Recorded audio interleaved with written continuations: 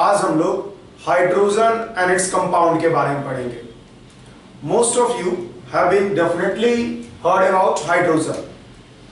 Hydrogen element के बारे में आप लोगों ने जरूर सुना होगा। हाइड्रोजन जो है सबसे छोटा, सबसे lightest and first element of periodic table है। ठीक है, तो कुछ जनरल पॉइंट है जो हाइड्रोजन के बारे में है। हाइड्रोजन जो है लाइटेस्ट एलिमेंट नोन है,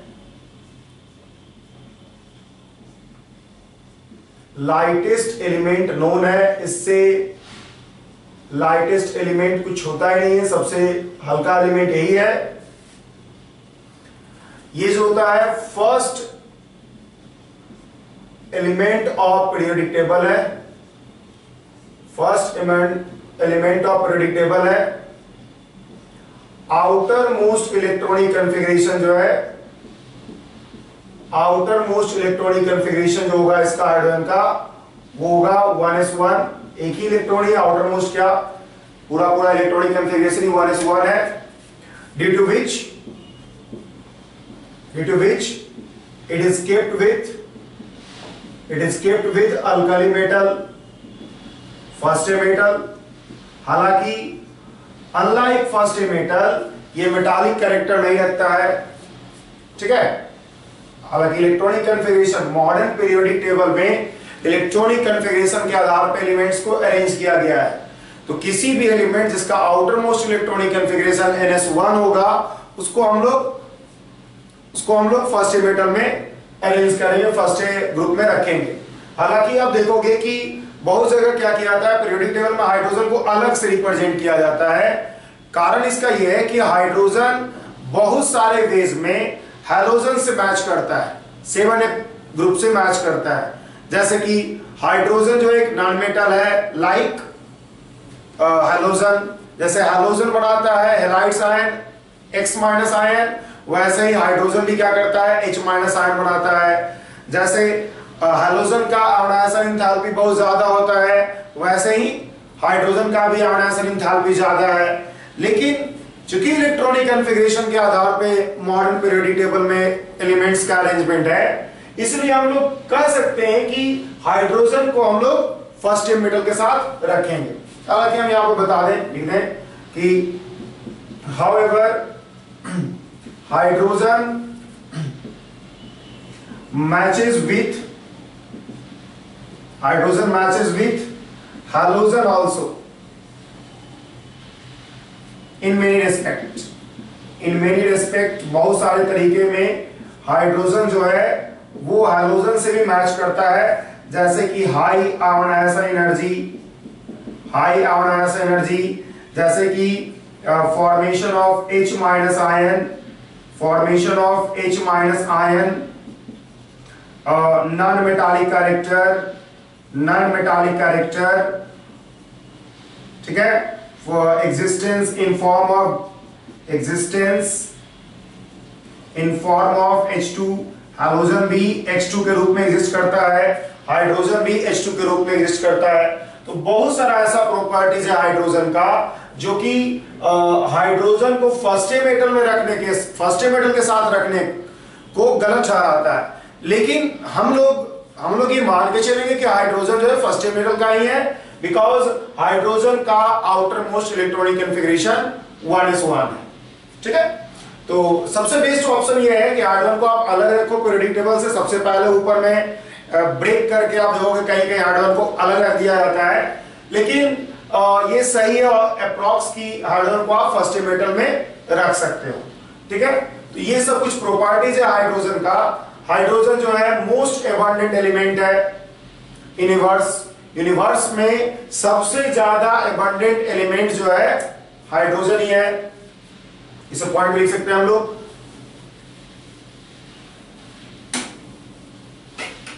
हाइड्रोजन जो है, hydrogen is the most abundant element in universe है। यूनिवर्स में इससे ज्यादा कोई एलिमेंट नहीं पाया जाता है। सारा स्टार्स जो है मोस्टली हाइड्रोजन का बना हुआ है। On earth it is rare in free form, free dihydrogen form. जो इसका एग्जिस्टेंस का वे है डाइहाइड्रोजन के फॉर्म में बहुत कम पाया जाता है due to lower mass, lower molecular weight. Lower molecular weight होने के कारण फ्री फॉर्म में कम पाया जाता है। however in combined form in earth surface, in water, in hydrocarbon, organic compound and inorganic compound, hydrogen is present in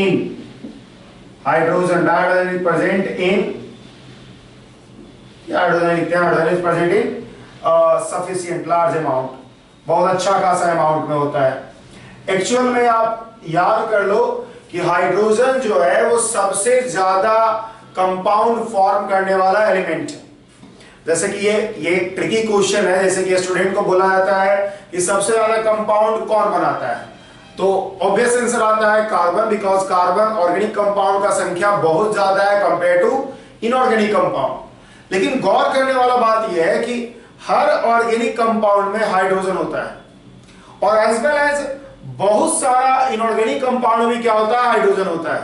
तो अगर हम सबसे ज्यादा कंपाउंड में एलिमेंट्स के एग्जिस्टेंस की बात करें कि कौन सा एलिमेंट सबसे ज्यादा कंपाउंड में एग्जिस्ट करता है, तो आंसर होगा हाइड्रोजन, बिकॉज सारा ऑर्गेनिक कंपाउंड में तो एग्जिस्ट करता ही है, एज वेल एज सारा इनऑर्गेनिक कंपाउंड में भी एग्जिस्ट करता है। तो आप लिख सकते हो कि हाइड्रोजन इज प्रेजेंट,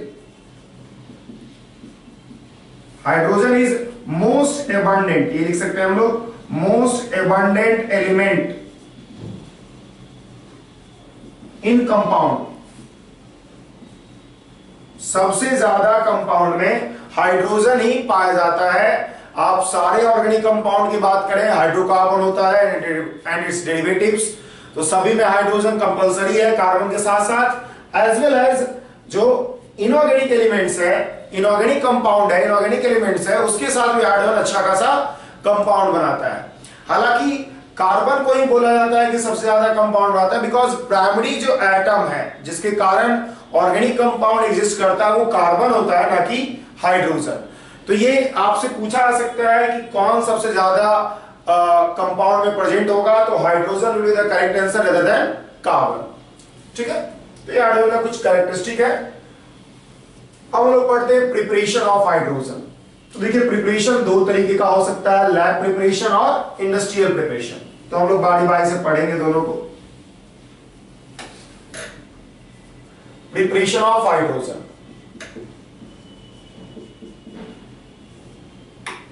ठीक है।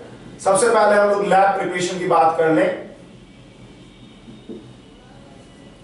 लैब प्रिपरेशन का मतलब एक सिंपल सा तरीका है, आप सभी लोग जानते होंगे कि एक्टिव मेटल को अगर हम किसी एसिड पे डाल दें या वाटर पे डाल दें तो क्या होगा, metal salt, metal hydroxide plus H2 gas release होता है। तो उस तरीके से आप बना सकते हो। एक्टिव मेटल पे आपने क्या किया, हालांकि इस बात को आप गौर कीजिए, कुछ मेटल पैसिव हो जाता है in presence of some oxidizing acids, because oxidizing acids के प्रेजेंस में लाइक HNO3 के प्रेजेंस में मेटल ऑक्साइड का एक प्रोटेक्टिव लेयर बन जाता है अराउंड द मेटल, जो कि फर्दर रिएक्शन को अवॉइड कर देता है। इस चीज को आप गौर करिएगा। आगे हम लोग पढ़ेंगे, एसिड या वाटर आप डालो, क्या होगा, आपको मेटल सॉल्ट या हाइड्रोक्साइड और प्लस H2 गैस रिलीज होगा। गौर करिएगा, एक्टिव मेटल का मतलब होता है मेटल नहीं होना चाहिए, कौन कौन, इलेक्ट्रोकेमिकल सीरीज में हाइड्रोजन के नीचे जो भी है वो सब नहीं होना चाहिए। ठीक है, जैसे कि आप अगर मैग्नीशियम पे अगर आप HCl डालते हो तो क्या होगा, MgCl2 plus H2 gas release होगा। अगर आप सोडियम पे रिएक्शन करवा देते हो HBr का तो आप NaBr प्लस H2 गैस बनाओगे। तो इस तरह से आप आसानी से प्रोडक्शन कर सकते हो हाइड्रोजन का bye reacting active metal with acids. Same तरीके से अगर आप पोटेशियम को, वैसे पोटेशियम को वाटर के साथ ना कराओ क्योंकि रिएक्शन बहुत विग्रस हो जाएगा, तो हम वाटर के इसके साथ रिएक्शन कराते हैं NaOH प्लस हाफ H2। तो इस तरह से आपने देखा कि एक्टिव मेटल पर हम एसिड डाल करके क्या कर सकते हैं, मेटल सॉल्ट प्लस हाइड्रोजन या वाटर डाल के मेटल हाइड्रोक्साइड प्लस हाइड्रोजन प्राप्त कर सकते हैं। यहां पे कुछ कंडीशन, कुछ लिमिटेशन होता है जो हम लोग आगे पढ़ेंगे। हम अभी इसको अवॉइड कर रहे हैं कि पैसिविटी ऑफ मेटल क्या होता है, मेटल कब कब पैसिव हो जाता है। ठीक है। दूसरा तरीका होगा by action of amphoteric metal, action of amphoteric metal, amphoteric metal का एक्शन ऑन बेसिस। ठीक है। जैसे कि आप जिंक को क्या करो, NaOH पे डाल दो तो आपको क्या होगा, Na2ZnO2 plus hydrogen gas will be released. अगर आप क्या करो, एल्युमिनियम को अगर आप NaOH के साथ ट्रीट करा दो तो आप देखोगे कि बन जाएगा Na3ANO3 and then 3/2H2 will be released. तो इस तरह से जो एम्फोट्रिक मेटल होता है, एम्फोट्रिक मेटल कितना होता है, एम्फोट्रिक मेटल 6 होता है, beryllium, zinc, aluminium, gallium, tin और लेड। ये 6 मेटल जो होता है एम्फोट्रिक नेचर का होता है, जिसपे कि अगर आप क्या करो, अल्कली डाल दो, बेस डाल दो, तो वो metal salt plus hydrogen gas release करेगा। ठीक है। कुछ और तरीका है बनाने का लैब में, जैसे कि हम मेटल हाइड्राइड पे क्या करें, वाटर डाल दें। अगर हम मेटल हाइड्राइड पे वाटर डाल देंगे by action of water on metal hydride, on metal hydride, अगर हम मेटल हाइड्राइड पे वाटर डाल दें तो हम लोग आसानी से बना सकते हैं। जैसे कि आप LiH पे क्या करो, वाटर डाल दो तो क्या होगा, बन जाएगा LiOH और plus H2 gas will be released. अगर आप NaH पे वाटर डाल दो तो आप NaOH plus H2 gas obtain कर लोगे। तो इस तरह से लैब में हम लोग अलग अलग तरीके से हाइड्रोजन गैस को ऑब्टेन कर सकते हैं इन लेबोरेटरी। हालांकि इंडस्ट्रियल प्रिपरेशन थोड़ा डिफरेंट है compare to that in laboratory. Industrial preparation जो होगा अलग तरह का होगा जो हम लोग करते हैं। हम लोग पढ़ने जा रहे हैं इंडस्ट्रियल प्रिपरेशन ऑफ हाइड्रोजन। ठीक है, जो थोड़ा डिफरेंट है। देखिए, पहला है मतलब इंडस्ट्रियल प्रिपरेशन हम लोग लिख रहे हैं, पॉइंट नहीं, इंडस्ट्रियल प्रिपरेशन लिख रहे हैं हम लोग। इंडस्ट्रियल प्रिपरेशन का मतलब होता है लार्ज स्केल प्रोडक्शन। ठीक है, जैसे कि पहला तरीका होता है by electrolysis of water containing 10 to 20%, containing 10 to 20% of acid और अल्कली। एसिड और अल्कली को रख करके 10 to 20% इलेक्ट्रोलिसिस और वाटर करोगे तो आपको क्या होगा, हाइड्रोजन गैस ऑब्टेन होगा। गौर कीजिएगा यहां पर कि प्योर वाटर को आप हाइड्रोलिसिस नहीं कराते हो, बिकॉज प्योर वाटर हाइड्रोलिसिस नहीं करेगा, because water is a poor conductor of electricity. तो इसमें आप एसिड या अल्कली डालो। अब देखोगे कि इलेक्ट्रोलिसिस में एसिड और अल्कली का ऑक्सीडेशन रिडक्शन नहीं होगा, वाटर का ही ऑक्सीडेशन रिडक्शन होगा। लेकिन एसिड और अल्कली डालने के कारण वाटर जो होगा कंडक्टिंग हो जाएगा, और कंडक्टिंग हो जाएगा इसलिए इलेक्ट्रोलिसिस आसानी से होगा। जैसे कि अगर हम इन प्रेजेंस ऑफ एसिड की बात करते हैं, इन प्रेजेंस ऑफ एसिड की बात करते हैं, तो मान लिया H2SO4 रखा हमने, तो वाटर क्या होगा, टूटेगा। वाटर टूटेगा किस तरह से, H2O H plus and OH minus में, एंड H2SO4 भी ब्रेक करके देगा क्या, H plus and SO4 2 minus में। तो आप अगर गौर करोगे तो एट कैथोड, जो आपका कैथोड होगा जनरली आयरन कैथोड होता है और निकेल एनोड होता है इस केस में। तो हाइड्रोजन को देखोगे रिड्यूस होते हुए हाफ H2 बनेगा। अब सवाल है कि एनोड पे ऑक्सीडेशन किसका होगा, तो आप इलेक्ट्रोकेमिकल सीरीज के डेटा को याद करो तो आपको याद होगा कि रिडक्शन पोटेंशियल जो होता है किसका ज्यादा होता है, रिडक्शन पोटेंशियल सल्फेट का ज्यादा होता है, इसलिए ये रिड्यूस करेगा, ये ऑक्सीडाइज करेगा। SOOH minus will oxidize first, और क्योंकि इसका रिडक्शन पोटेंशियल ज्यादा होता है, इसका ऑक्सीडेशन पोटेंशियल ज्यादा होगा, तो ये ऑक्सीडाइज करेगा और ऑक्सीडाइज करके बनेगा O2 and then 2O2 plus hydrogen को बैलेंस करने के लिए हम क्या करते हैं, हाइड्रोजन को बैलेंस करने के लिए हम 2OH माइनस और ऐड कर देते हैं, और यहां पर 2OH माइनस ऐड किया तो 2 वाटर ऐड हो गया। इस तरह से हम लोग करेंगे, और चार्ज बैलेंस करने के लिए आप आसानी से समझ सकते हो कि 4 इलेक्ट्रॉन इधर ऐड करना होगा। तो इस तरह से अगर आप देखोगे नेट रिएक्शन, तो आप देखोगे कि यही आएगा आपके पास, इस 2H2O इलेक्ट्रोलिसिस किया, बना 2H2 प्लस O2। तो आपको ये महसूस होगा कि एसिड लेने का कोई फायदा नहीं हुआ, एसिड लेने से कुछ हुआ नहीं, बल्कि जबकि हम बता रहे हैं एसिड लेने से फायदा ये हुआ कि विदाउट एसिड आप रिएक्शन करवा ही नहीं सकते हो, because water is a poor conductor of electricity. Same तरीके से हम एसिड की जगह बेस ले सकते हैं। मान लिया हम बेस, दूसरा केस लेके चलते हैं बेस। तो अगर हम मान लिया बेस ले लिया NaOH या KOH, तो KOH अगर हमने लिया तो KOH ब्रेक करके बनाएगा क्या, K plus and OH minus. गौर कीजिएगा यहां पर कि हमारे पास K प्लस और H प्लस है, इसमें रिडक्शन पोटेंशियल ज्यादा होता है किसका, हाइड्रोजन का, तो हाइड्रोजन को reduce first, and OH minus में तो आप कॉमन ही है, तो OH माइनस रिड्यूस करके ऐसा आएगा। तो इस तरह से हमने देखा कि वाटर का इलेक्ट्रोलिसिस से हम लोग H2 ऑब्टेन कर सकते हैं, बशर्ते कि वाटर में कुछ एसिड का अमाउंट या बेस का अमाउंट ऐड कर दिया जाए। ये बात भी गौर कीजिएगा आप कि हम लोग अगर हम KOH ले रहे हैं या कोई भी अदर बेस ले रहे हैं, तो जो H2 ऑब्टेन होगा उसके साथ साथ CO2 गैस वगैरह भी ऑब्टेन होगा, because hydroxides are generally occupied by hydroxide are generally mixed with metal carbonate। होगा क्या, हाइड्रोक्साइड जो होता है CO2 एब्जॉर्बर होता है, तो एटमॉस्फेयर से वो CO2 को एब्जॉर्ब कर लेगा, और CO2 को एब्जॉर्ब करके मेटल कार्बोनेट भी मेटल हाइड्रोक्साइड के साथ मिक्सअप रहेगा। तो अगर आप मेटल हाइड्रोक्साइड को, किसी मेटल हाइड्रोक्साइड को डाले वाटर में, तो CO2 कार्बोनेट आयन भी एग्जिस्ट करेगा, और कार्बोनेट आयन का भी, और मतलब कार्बोनेट आयन से CO2 का भी प्रोडक्शन शुरू हो जाएगा। तो इसको अवॉइड करने के लिए हम लोग बेरियम हाइड्रोक्साइड को चूज करते हैं। बात बता दें कि बेरियम हाइड्रोक्साइड जो होता है इंडिपेंडेंट होता है, BOH का whole 2 is not mixed with metal carbonate and hence hydrogen produced by mixing BOH का whole 2 with water, mixing BOH का होल 2 with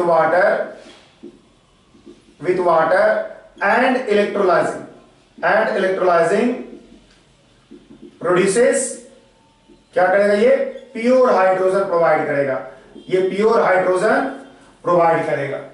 99.95% लगभग प्योर हाइड्रोजन प्रोवाइड करता है। तो ये बात गौर करोगे कि जनरल अगर हम हाइड्रोक्साइड लेंगे, तो जनरल हाइड्रोक्साइड में मेटल हाइड्रोक्साइड के साथ मेटल कार्बोनेट ही प्रेजेंट होगा, लेकिन BOH का होल 2 में, जो कि इसके कार्बोनेट से फ्री होता है, बिकॉज उसका कार्बोनेट प्रेसिपिटेट होता है, वो सोलुबल होगा ही नहीं, उसका इलेक्ट्रोलिसिस होगा ही नहीं, तो BOH का होल 2 जो है मेटल कार्बोनेट जो होगा से इंडिपेंडेंट होता है, उसमें मेटल कार्बोनेट नहीं पाया जाता है, इसलिए अगर हम BOH का होल 2 से अगर हम इलेक्ट्रोलिसिस करें तो आसानी से हम प्योर H2 ऑब्टेन कर सकते हैं। तो ये पहला तरीका हुआ in industrial preparation of H2। अब देखिए दूसरा पॉइंट है, दूसरा पॉइंट है कि in preparation of NaOH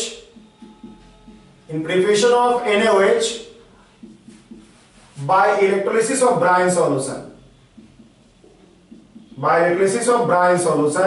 आप देखोगे ब्राइन मतलब हुआ NaCl सॉल्यूशन, इसके थ्रू भी क्या होगा, आपको देखोगे कि H2 का H2 is produced as byproduct, और ये चीजें हम लोग को आगे पढ़ना भी है। हम लोग अल्कली मेटल में, सोडियम एड्स कंपाउंड में NaOH का प्रिपरेशन पढ़ेंगे, जहां पे आपको बताया जाएगा कि H2 कैसे ऑब्टेन होता है, और बहुत आसान है, आप आसानी से कर सकते हो, बहुत कठिन ये चीजें नहीं है। ठीक है, तो हम लोग आगे अब करते हैं। तीसरा तरीका होगा from water gas. From water gas. Water gas क्या होता है? Water gas CO carbon monoxide और हाइड्रोजन का इक्विमोलर मिक्सचर है। ठीक है, इसी को हम लोग सिंथेटिक गैस भी कहते हैं। सिंथेटिक गैस भी कहते हैं, शॉर्ट में सिन गैस। कारण ये है बिकॉज इससे हम लोग कार्बन जो वाटर गैस होता है, इससे बहुत सारा तरह का जो मटेरियल है, बहुत सारा तरह का जो ये कह सकते हो आप, हाइड्रोकार्बन है या गैसोलीन है, ये सबको प्रिपेयर किया जाता है, और इसीलिए इसको सिंथेटिक गैस भी कहते हैं। होता ये है कि पहली बात, इक्विमोलर मिक्सचर ऑफ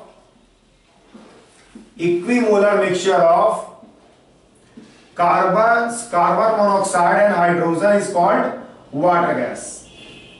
इसी को हम लोग वाटर गैस कहते हैं। Equimolar mixture of CO and H2 is called water gas. होगा क्या कि कार्बन पे अगर आप स्टीम पास कर दो बहुत हाई टेम्परेचर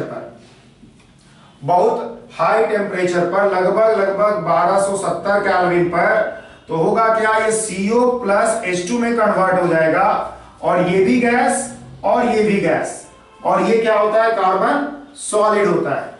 तो इसको इसी से देखो, ये क्या हो गया, वाटर गैस हो गया, ये वाटर गैस प्रोड्यूस हो गया। ठीक है, इस प्रोसेस को बोला जाता है गैसिफिकेशन ऑफ कार्बन सॉलिड। क्योंकि कार्बन का गैसिफिकेशन करो, गैस में बदल रहे हो उसको। अब क्या किया जाएगा, water gas is passed over superheated steam,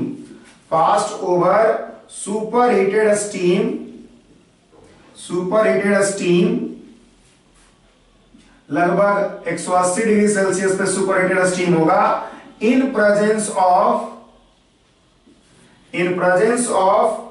catalyst like Fe2O3 and promoter like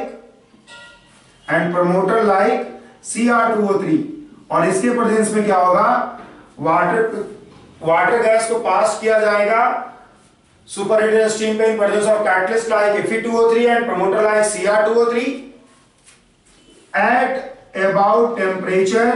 at about temperature 400 degree Celsius, 400 to 500 degree Celsius. और इस प्रोसीजर में क्या होगा कि कार्बन मोनोऑक्साइड प्लस H2 जो वाटर गैस है हमारा, इस पे हमने H2 को पास किया, तो होगा क्या, ये बन जाएगा CO2 plus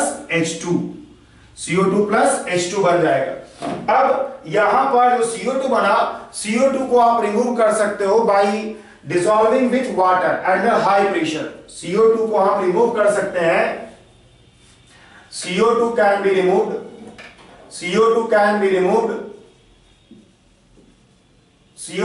removed by passing with a steam under high pressure। High pressure पे अगर आप क्या करते हो, CO2 गैस के साथ अगर स्टीम पास करते हो, वाटर पास करते हो, तो क्या करेगा, उसको एब्जॉर्ब करके CO2 plus H2O about 30 atm pressure पे क्या होगा, ये H2CO3 बना लेगा, और आपका हाइड्रोजन फ्री हो जाएगा जो कि आपने प्रोड्यूस किया हुआ है। इस तरह से आपने वाटर गैस या सिंथेटिक गैस या सिन गैस या क्या किया, हमने हाइड्रोजन का प्रिपरेशन किया। अब एक तरीका होता है नेचुरल गैस से भी हम लोग क्या कर सकते हैं, हाइड्रोजन को प्रोड्यूस कर सकते हैं। तो नेचुरल गैस क्या है, देखिए नेचुरल गैस होता है हाइड्रोकार्बन का मिक्सचर होता है जो कि प्रोड्यूस्ड होता है जब पेट्रोलियम को एक्सट्रैक्ट किया जाता है। पेट्रोलियम को जब एक्सट्रैक्ट किया जाता है तो नेचुरल गैस ऑब्टेन होता है जो कि एक हाइड्रोकार्बन का मिक्सचर है। चौथा पार्ट है फ्रॉम नेचुरल गैस। तो नेचुरल गैस क्या होता है? A mixture of hydrocarbon, mixture of hydrocarbon, mainly इसमें जो कंपोनेंट होता है, मेनली इसमें जो होता है मीथेन होता है, मेनली मीथेन, ठीक है, लगभग 80 to 85% इसमें मीथेन होता है, as well as C2H6, butane, propane, ये सब भी कुछ कुछ अमाउंट में प्रेजेंट रहता है। तो मिक्सचर ऑफ हाइड्रोकार्बन है जो कि produced in extraction of petroleum, in extraction of petroleum component, petroleum का जो कंपोनेंट होता है क्रूड ऑयल से जो एक्सट्रैक्शन किया जाता है, तो मिक्सचर ऑफ हाइड्रोकार्बन ऑब्टेन होता है जिसमें कि मेनली CH4 प्रेजेंट होता है, उसी को नेचुरल गैस कहते हैं। तो अगर हम CH4 पे क्या करें, स्टीम डाल दें, फिर वही बहुत ज्यादा हीटेड स्टीम, लगभग फिर 1200 डिग्री सेल्सियस पे अगर हम ऐड करें तो बनेगा हमारे पास CO प्लस 3H2, ठीक है, CO प्लस 3H2। अब क्या होगा, CO प्लस 3H2 पे अगर आप क्या करोगे, CO प्लस 3H2 पे आप क्या करोगे, अगर आप फिर H2O पास किया, ठीक है, तो आपको CO2 प्लस H2 ऑब्टेन हो जाएगा, और CO2 को आपने क्या किया, रिमूव कर लोगे by passing steam at high pressure, by passing KOH, जो कि क्या करेगा, CO2 को एब्जॉर्ब कर लेगा। तो इस तरह से आपने देखा कि H2 को प्रोड्यूस किया जा सकता है इन इंडस्ट्री। तो हमने अभी तक आपको पढ़ाया कि लैब प्रिपरेशन ऑफ H2 कैसे हो सकता है और इंडस्ट्रियल प्रिपरेशन ऑफ H2 कैसे हो सकता है। इसके बाद हम लोग क्या करेंगे, इसके बाद हम लोग प्रॉपर्टीज ऑफ हाइड्रोजन के बारे में पढ़ेंगे। प्रिपरेशन ऑफ हाइड्रोजन हमने पढ़ा, अब हम लोग पढ़ेंगे प्रॉपर्टीज ऑफ हाइड्रोजन। तो देखिए हाइड्रोजन का प्रॉपर्टीज ऑफ हाइड्रोजन। तो हाइड्रोजन जो है, अगर हम फिजिकल प्रॉपर्टीज की बात करें, अगर हम फिजिकल प्रॉपर्टीज की बात करें तो हाइड्रोजन एक कलरलेस ऑर्डरलेस गैस होता है। हाइड्रोजन एक कलरलेस ऑर्डरलेस गैस होता है इन प्योर फॉर्म। हालांकि इम्प्योर फॉर्म में इसको फिशी स्मेल होता है, फिश की तरह थोड़ा स्मेल करता है due to presence of impurities like PH3 and ASH3, ठीक है, फास्फीन एंड आर्सेन के प्रेजेंस रहने के कारण क्या होगा, फिशियस स्मेल होता है। Pure H2 is colourless odourless, pure H2 is colorless odorless gas, but impure H2 has fishy smell due to presence of impurities, like PH3 and ASH3। PH3 और ASH3 के प्रेजेंस रहने के कारण इसको फिशी स्मेल होता है। तो pure H2 colourless odourless gas है, लेकिन इम्प्योर H2 जो होगा फिशी स्मेल रखेगा due to presence of impurities like PH3 and ASH3। Second point होगा H2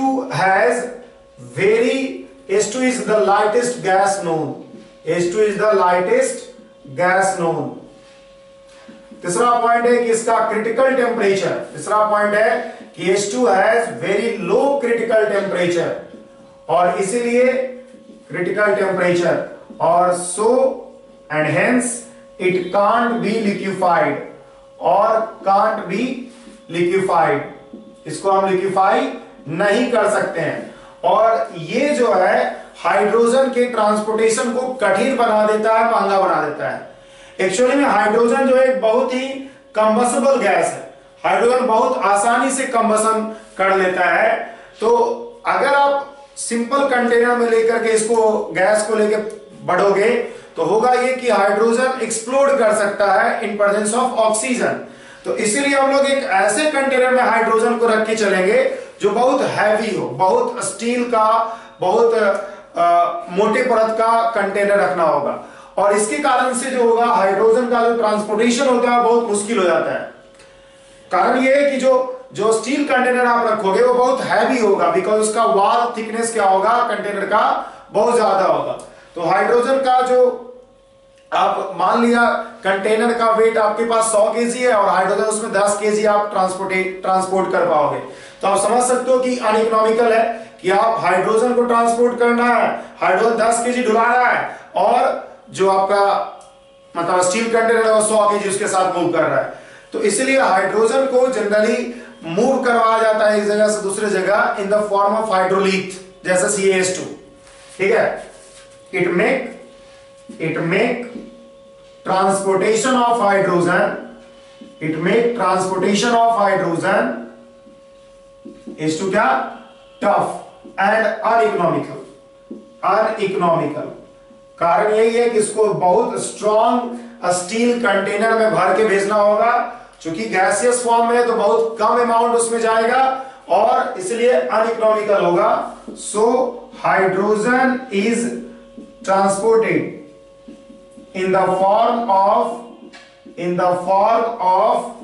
HCH2 कैल्शियम हाइड्राइड, इसको हाइड्रोलिथ कहते हैं हम लोग, हाइड्रोलिथ कहते हैं इसको हम लोग, ठीक है, इसको हम लोग हाइड्रोलिथ कहते हैं। तो हाइड्रोजन का ट्रांसपोर्टेशन इस तरह से किया जाएगा। अगर हम और कुछ प्रॉपर्टीज की बात करें तो हाइड्रोजन जो होगा, hydrogen is highly adsorbed on metal surface like nickel, palladium, platinum. Finally divided जो पैलेडियम पार्टिकल होता है, निकेल पार्टिकल होता है, लगभग 1000 times of its volume of hydrogen को एडजॉर्ब कर सकता है। एडजॉर्प्शन को ही गैस का एडजॉर्प्शन और मेटल सरफेस को ही ऑक्लूजन भी बोलते हैं। तो ऑक्लूडेड भी बोला जाता है कि hydrogen is highly occluded in on metal surface. तो इस तरह से हाइड्रोजन का ये कुछ फिजिकल प्रॉपर्टीज है। अब हम लोग पढ़ते हैं केमिकल प्रॉपर्टीज ऑफ हाइड्रोजन। तो हाइड्रोजन का केमिकल प्रॉपर्टीज हम लोग पढ़ना शुरू करते हैं। देखिए हाइड्रोजन का chemical properties of hydrogen. Hydrogen जो होता है हाईली कंबस्टिबल होता है और ये जलता है with pale blue light, pale blue colour के साथ, मतलब हल्का ब्लू कलर का लॉ इसका आएगा और उसके साथ ऑक्सीजन के प्रेजेंस में जलेगा। हालांकि ये हाईली कंबस्टिबल है लेकिन अदर को कंबसन के लिए सपोर्ट नहीं करता है, ठीक है। तो it is highly combustible gas,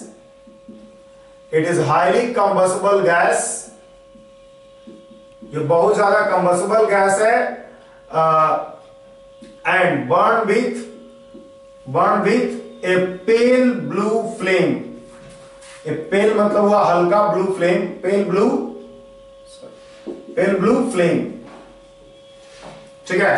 तो H2 जो होगा O2 के साथ जल करके क्या होगा, H2O बनाएगा। जैसा कि दिख रहा होगा कि जो प्रोडक्ट है हमारा वो नॉन पॉल्यूटिंग है। H2O जो है वो बिल्कुल पॉल्यूटिंग नहीं है, इसलिए बहुत अच्छा फ्यूल माना जाता है H2 को। इसके कारण भी बिकॉज ये बहुत ज्यादा एनर्जी देता है, डेल्टा यहां पे वेरी हाई होगा, ठीक है। नॉन पॉल्यूटिंग फ्यूल कहते हैं इसको बिकॉज इसके जलने पर कुछ भी ऐसा प्रोड्यूस नहीं हो रहा है, नॉन पॉल्यूटिंग फ्यूल, ठीक है। इसी कारण से इसको फ्यूल सेल में बहुत ज्यादा इसको यूज किया जाता है। जो रॉकेट मिशंस होता है उसमें हाइड्रोजन को ही मेनली यूज किया जाता है फ्यूल के रूप में, बिकॉज एक तो एनर्जी बहुत ज्यादा प्रोवाइड करता है, एज वेल एज जो वाटर बनता है उसका यूज किया जा सकता है इन ड्रिंकिंग वाटर। तो ये हाईली कंबस्टिबल गैस है, O2 के साथ इस तरह से रिएक्शन कर रहा है, देखिए रहो। दूसरा रिएक्शन विथ हाइड्रोजन H2 के साथ, तो H2 जो होगा H2 के साथ आसानी से रिएक्शन करके बना लेगा 2X। अगर आप डायरेक्ट सनलाइट दोगे तो हो सकता है एक्सप्लोजन भी हो जाए, बिकॉज एक्सोथर्मिक रिएक्शन है, हाई एनर्जी जनरेट होगा, ठीक है। खासकर X यहां पर क्या होना चाहिए, क्लोरीन और ब्रोमीन के साथ ऐसा रिएक्शन होगा रेडियली। तीसरा होगा रिएक्शन विथ सल्फर। तो सल्फर की बात करें तो अगर हाइड्रोजन पे सल्फर जो बॉइलिंग कंडीशन में, बॉइलिंग सल्फर अगर पास कर दिया जाए तो H2S गैस ऑब्टेन होता है। अगर हम आगे हाइड्रोजन पे क्या करें, हाइड्रोजन पे अगर हम N2 गैस पास करें वेरी हाई प्रेशर पर, चौथा पॉइंट है रिएक्शन विद N2, तो N2 के साथ अगर आप रिएक्शन करोगे, N2 के साथ रिएक्शन करोगे तो H2 को अगर आप N2 के साथ मिलाओगे 3:1 वॉल्यूम में, बहुत हाई प्रेशर पे आपको रिएक्शन करना पड़ेगा इन presence of iron molybdenum, iron as catalyst and molybdenum as promoter at very high pressure about 200 atm and low temperature because exothermic phenomena होता है लगभग 450 डिग्री सेल्सियस। ठीक है, पांचवा होगा अगर रिएक्शन विथ मेटल की बात करें तो मेटल के साथ रिएक्शन करके क्या करेगा, मेटल हाइड्राइड देगा, आयनिक हाइड्राइड देगा। लिथियम के साथ हाइड्रोजन को रिएक्शन करा दो, LiH ऑब्टेन होगा। सोडियम के साथ हाइड्रोजन को रिएक्शन करा दो, क्या होगा, NaH ऑब्टेन होगा, मेटल हाइड्राइड मिल रहा है। अगर आप देखोगे तो हाइड्रोजन का H2 has reducing property also, H2 has reducing property also and it reduces metal oxide like CuO, copper oxide, lead oxide, tin oxide, ये सब को क्या करता है, ये रिड्यूस कर देता है। Fe2O3 को भी रिड्यूस कर देता है। जैसे कि CuO को अगर आप H2 पे पास करोगे तो बन जाएगा कॉपर प्लस H2। तो इस तरह से आपने देखा कि मेटल ऑक्साइड को रिड्यूस करके मेटल ऑब्टेन किया। तो ये सभी जो है प्रॉपर्टीज होगा हाइड्रोजन का, फिजिकल एंड केमिकल प्रॉपर्टीज। अब इसके बाद हम लोग पढ़ेंगे यूज ऑफ हाइड्रोजन। यूज क्या क्या होगा हाइड्रोजन का, तो देखिए हाइड्रोजन का अगर हम यूज की बात करें, अगर हम यूज ऑफ हाइड्रोजन की बात करें तो सबसे पहला पॉइंट है कि हाइड्रोजन का यूज होता है in preparation of ammonia, methyl alcohol, HCl, इन सब का गैसोलीन, ये सब बनाने के रूप के लिए आपको हाइड्रोजन का यूज होता है। दूसरा होता है हाइड्रोजन का यूज होता है इन हाइड्रोजनेशन ऑफ वेजिटेबल ऑयल। जो वेजिटेबल ऑयल है वो क्या होता है, वो अनसेचुरेटेड लार्ज मॉलिक्यूल होता है हाइड्रोकार्बन का। जब उसका हाइड्रोजनेशन करवा दिया जाता है इन प्रेजेंस ऑफ निकेल तो वो क्या होता है, सेचुरेटेड हाइड्रोकार्बन बदल जाता है, जो कि सेमी सॉलिड फॉर्म में कन्वर्ट हो पाएगा। तो हाइड्रोजनेशन ऑफ वेजिटेबल ऑयल के लिए करते हैं। तीसरा, एज नॉन पॉल्यूटिंग फ्यूल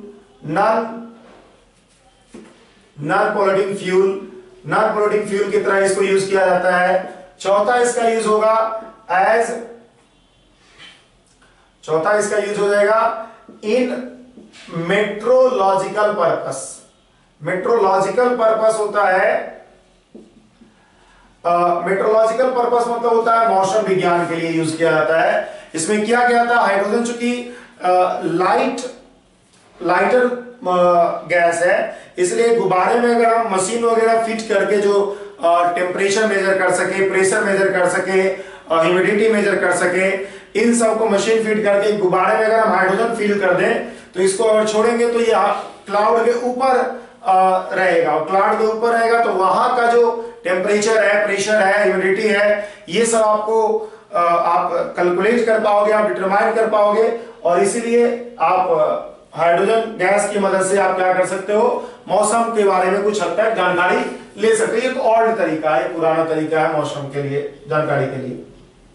ठीक है, तो यही सब जो है हाइड्रोजन के बारे में जो जनरल चीजें हैं वो पढ़ना है। हमने अभी तक हाइड्रोजन का इंट्रोडक्शन पढ़ा कि हाइड्रोजन है क्या, इसका पोजीशन इन पीरियोडिक टेबल पढ़ा, इसके प्रिपरेशन के बारे में पढ़ा, लैब प्रिपरेशन क्या होगा, इंडस्ट्रियल प्रिपरेशन क्या होगा, हाइड्रोजन का प्रॉपर्टीज पढ़ा, एंड देन आफ्टर हाइड्रोजन का कुछ यूज पढ़ा। अब इसके बाद हम लोग पढ़ते हैं टाइप ऑफ हाइड्रोजन। ठीक है, इसके बाद हम लोग पढ़ते हैं टाइप ऑफ हाइड्रोजन। तो देखिए टाइप ऑफ हाइड्रोजन, अगर आप हाइड्रोजन का डिवीजन करोगे तो हाइड्रोजन का डिवीजन 4 तरीके से किया जाता है, ठीक है। Atomic hydrogen, nascent hydrogen, active hydrogen, ortho and para hydrogen. This is the 4 types of hydrogen which you have to be study, you have to study. तो 4 तरह का हाइड्रोजन होता है, हम बता दे रहे हैं। तो पहला होगा एक्टिव हाइड्रोजन। पहले हम लोग एटॉमिक हाइड्रोजन लिखते हैं। एटॉमिक हाइड्रोजन कैसे ऑब्टेन किया जाएगा? एटॉमिक हाइड्रोजन क्या किया जाएगा? अगर आप molecular hydrogen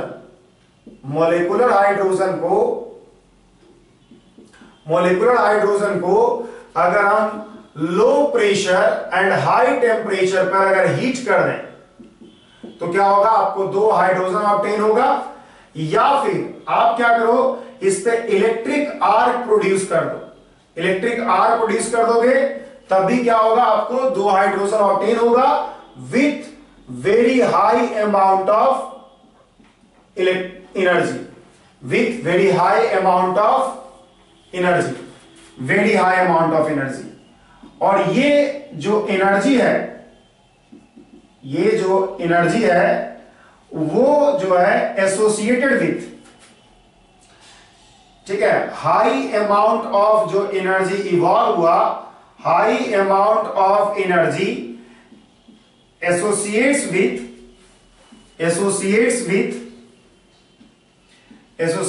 hydrogen atom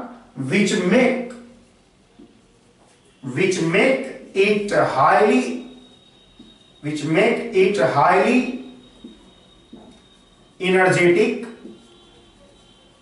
which make it highly energetic and reactive, जो इसको बहुत ज्यादा एनर्जेटिक बना देगा और रिएक्टिव बना देगा, और एनर्जेटिक बना देगा और रिएक्टिव बना देगा।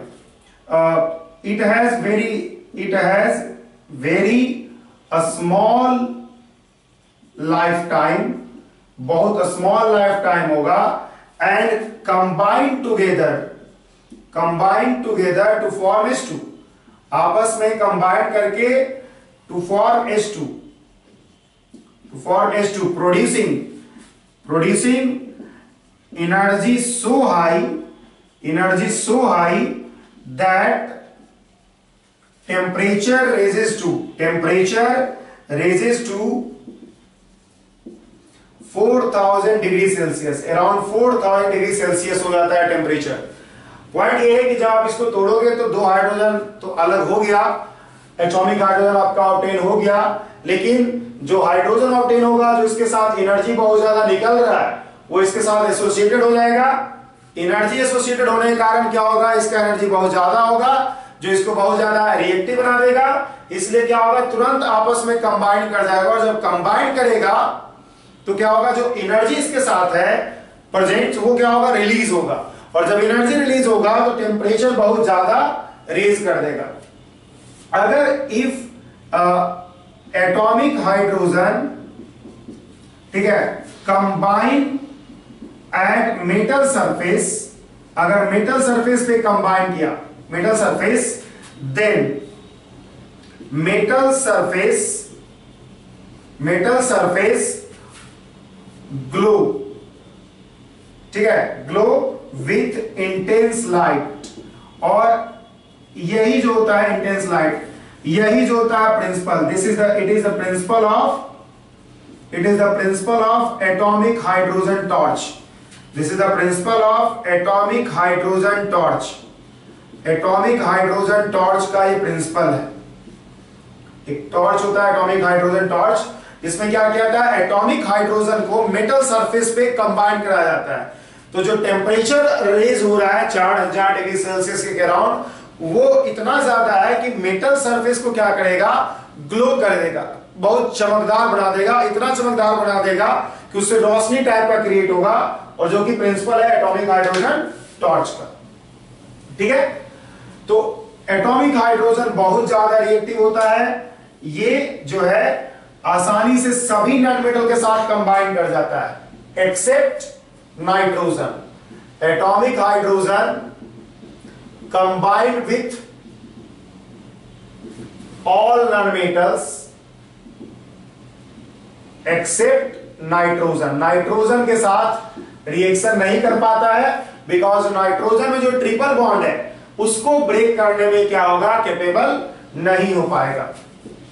दूसरा, atomic hydrogen combined with metal to form metal hydride, to form metal hydride, metal hydride बनाएगा, जो हम लोग आगे पढ़ेंगे, आयनिक हाइड्राइड्स वगैरह हम लोग को आगे पढ़ना है, ठीक है। दूसरा तरीके का जो हाइड्रोजन होता है वो नेसेंट हाइड्रोजन होता है। नेसेंट हाइड्रोजन, नेसेंट हाइड्रोजन क्या होता है, hydrogen at the time of production. कोई हम लोग क्या कहते हैं, नेसेंट, नेसेंट का मतलब ही होता है नवजात। तो जिस समय हाइड्रोजन जस्ट बना है उसी को बोलेंगे नेसेंट हाइड्रोजन। ऑर्डिनरी हाइड्रोजन से नेसेंट हाइड्रोजन ज्यादा रिएक्टिव होता है, लेकिन एटॉमिक हाइड्रोजन से बहुत कम रिएक्टिव होगा, ठीक है। तो नेसेंट हाइड्रोजन होता है hydrogen at the instant of production, at the instant of production is called, at the instant of production is called nascent hydrogen, ठीक है। It is more reactive than, it is more reactive than active hydrogen, sorry molecular hydrogen, active hydrogen से कम होगा molecular hydrogen। और इसको हम देखो एक example से समझ सकते हैं। जैसे देखो क्या करोगे, फॉर एग्जांपल में अगर आपने KMnO4 जो कि पर्पल कलर का है, इस पे अगर आपने क्या किया, ऑर्डिनरी हाइड्रोजन पास किया, ये ऑर्डिनरी हाइड्रोजन पास किया, तो कुछ नहीं होगा रिएक्शन, डिक्लराइजेशन नहीं होगा। डिक्लराइजेशन मतलब ये जो पर्पल कलर है KMnO4 का वो फेड अप नहीं होगा। लेकिन अगर आपने इस पे क्या किया, H2SO4 विथ जिंक पास कर दिया, तो H2SO4 जिंक के साथ रिएक्शन करके क्या करेगा, ये जो है ZnSO4 आप जानते हो, ZnSO4 प्लस H2 गैस ही ऑब्टेन होगा। और जो H2 गैस ऑब्टेन होगा, अब ये KMnO4 के साथ जो H2SO4 H2 गैस ऑब्टेन हुआ है, KMnO4 के साथ इसको रिएक्शन करके डिक्लराइजेशन इसका कर देगा, डिक्लराइजेशन ऑफ KMnO4 अकर। और इससे साफ दिख रहा है कि ये H2 जब तुरंत बना है तो क्या हो गया है, KMnO4 को रिड्यूस कर पा रहा है। लेकिन अगर ऑर्डिनरी हाइड्रोजन अगर हम बात करें तो वो ऑर्डिनरी हाइड्रोजन KMnO4 को रिड्यूस नहीं कर पा रहा है। इसी को हम लोग बोलेंगे नेसेंट हाइड्रोजन, इसी को हम लोग बोलेंगे नेसेंट हाइड्रोजन। नेसेंट हाइड्रोजन के एक्टिविटी का कारण माना जाता है कि जो एक्सोथर्मिक रिएक्शन में जो एनर्जी इवॉल्व है वो क्या होगा, इस हाइड्रोजन के साथ अटैच हो गया है, और जो हाइड्रोजन के साथ अटैच हुआ एनर्जी वही इस हाइड्रोजन को ज्यादा एक्टिव बना दिया है। और इसी कारण से क्या हो रहा है, ये रिड्यूस कर पा रहा है KMnO4 को, डिक्लरेशन कर पा रहा है KMnO4 का, ठीक है। अगला पॉइंट देखिए,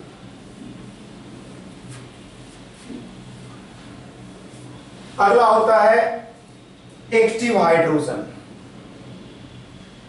एक्टिव हाइड्रोजन, एक्टिव हाइड्रोजन भी उसी तरह से एक्टिव होता है जिस तरह से एटॉमिक हाइड्रोजन होता है।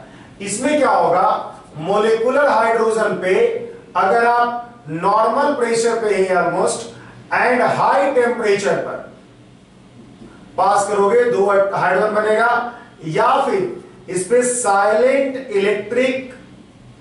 इलेक्ट्रिक डिस्चार्ज प्रोड्यूस किया जाता है। साइलेंट इलेक्ट्रिक डिस्चार्ज का मतलब होता है कि without presence of air, air के अब्सेंस में क्या किया जाएगा, आपको H2 का अगर हम H2 पे अगर हम साइलेंट इलेक्ट्रिक डिस्चार्ज पास करेंगे तो एक्टिव हाइड्रोजन बनेगा। एक्टिव हाइड्रोजन जो होता है रिएक्टिव लाइक एटॉमिक हाइड्रोजन होता है, रिएक्टिव लाइक एटॉमिक हाइड्रोजन होता है। एटॉमिक हाइड्रोजन की तरह ही क्या होगा, ये रिएक्टिव होगा। अगला पॉइंट होता है, चौथा जो टाइप ऑफ हाइड्रोजन है वो है ortho hydrogen and para hydrogen. चौथा टाइप है ortho hydrogen and para hydrogen. देखिए आप ये अच्छे से जानते हो कि according to Hund's rule electron जो होगा वो क्या होगा, अपोजिट स्पिन में होगा। इलेक्ट्रॉन जो होगा अपोजिट स्पिन में होगा। हुन्स रूल या कहो poly exclusion principal, not Hund's rule, Hund's rule अलग रूल है। तो पॉली एक्सक्लूजन प्रिंसिपल के अनुसार से एक इलेक्ट्रॉन जो होगा अपोजिट स्पिन में होगा। लेकिन प्रोटॉन जो प्रेजेंट है हाइड्रोजन के पास क्या होगा, 2 इलेक्ट्रॉन है और प्लस 2 प्रोटॉन है। तो अगर जैसे कि हम बात करें 2 हाइड्रोजन के जुड़े होने की, तो प्रोटॉन है यहां पर p, प्रोटॉन है यहां पर p, यहां पर इलेक्ट्रॉन है, यहां भी इलेक्ट्रॉन है। तो अगर आप गौर करोगे तो इलेक्ट्रॉन यहां पे मूव कर रहा है इस डायरेक्शन में, इलेक्ट्रॉन यहां पे मूव करेगा इस डायरेक्शन में, अपोजिट डायरेक्शन में मूव करेगा। ठीक है, इलेक्ट्रॉन हमेशा अपोजिट डायरेक्शन में मूव करेगा according to Pauli exclusion principle. तो यहां भी प्रोटॉन है, यहां भी प्रोटॉन है, इलेक्ट्रॉन यहां पर अपोजिट डायरेक्शन में मूव करेगा in both case.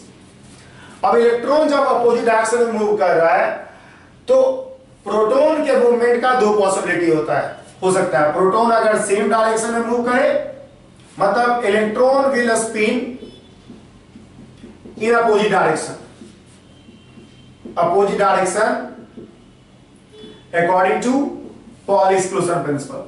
Poly exclusion principle से इलेक्ट्रॉन जो होगा अपोजिट डायरेक्शन में मूव करेगा, स्पिन करेगा। हालांकि इफ प्रोटॉन जो है, अगर क्या हुआ, प्रोटॉन जो है moves in same direction, same direction में मूव किया, then it is called ortho hydrogen. इसको हम लोग ऑर्थो हाइड्रोजन कहेंगे। और अगर इलेक्ट्रॉन प्रोटॉन जो है अपोजिट डायरेक्शन में मूव किया, इफ प्रोटॉन का स्पिन जो होगा अपोजिट डायरेक्शन में होगा, proton moves in opposite direction, then it is called parahydrogen. At normal temperature, at normal condition, orthohydrogen at normal condition जो होता है ऑर्थोहाइड्रोजन ज्यादा स्टेबल होता है कंपेयर टू पाराहाइड्रोजन। स्टेबिलिटी जो होगा ये होता है ऑर्थोहाइड्रोजन का ज्यादा होता है। अगर हम एक सैंपल हाइड्रोजन का कंसीडर करें तो उसमें लगभग 75% H2 होता है, ऑर्थोहाइड्रोजन होता है, एंड 25% पाराहाइड्रोजन होता है। तो अगला पॉइंट हम लोग पढ़ेंगे आइसोटोप्स ऑफ हाइड्रोजन। ठीक है, हमने टाइप ऑफ हाइड्रोजन पढ़ा, अब हम लोग पढ़ेंगे आइसोटोप्स ऑफ हाइड्रोजन।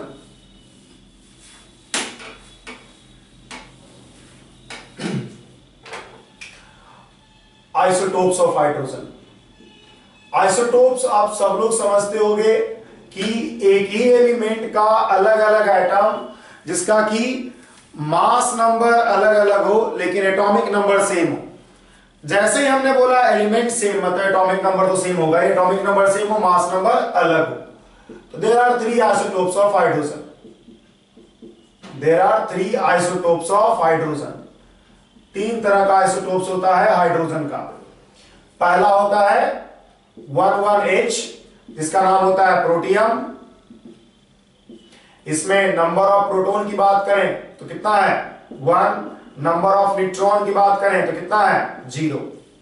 ये एकमात्र ऐसा न्यूक्लियस है जो विदाउट क्या है न्यूट्रॉन है, और इसीलिए क्या होगा H+ को आप क्या कहते हो, प्रोटॉन कहते हो। समझ लो कैसे, हाइड्रोजन में एक प्रोटॉन और एक इलेक्ट्रॉन है।